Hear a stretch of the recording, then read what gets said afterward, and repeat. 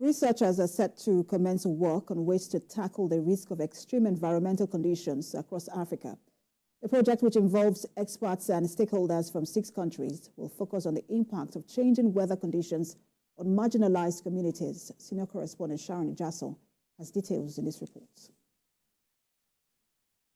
By Carbon Brief analysts of disaster records, extreme weather conditions in Africa have killed at least 4,000 people and affected about 19 million others since the start of 2022. Though the impact of extreme weather on Africa often go unreported, researchers from Nigeria, South Africa, Cameroon, Ghana, Kenya, and the Democratic Republic of Congo have initiated research on extreme weather conditions on the continent. We are looking at the social and indigenous capital.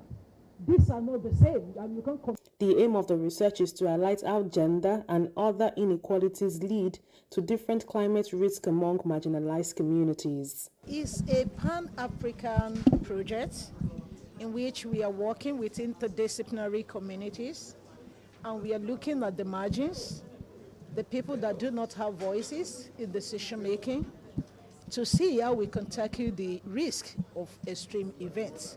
One of the ways of tackling it is actually what we are doing today, to work with the people right from the beginning. We are getting to a stage, there are certain things you don't have control over, but you have control over on what you do. For example, extreme event, flood, drought, because they are the result from past things that has happened in the climate system, and some of them are natural, some of them are anthropogenic, but you cannot reverse them. Professor Andrew Onwu-Emile of the Nigerian Institute of Social and Economic Research spoke on efforts of the government towards ensuring habitable climates through community engagement. One problem we have observed is the poor adoption and, of course, utilization of some of the research findings in terms of policy design and even implementation.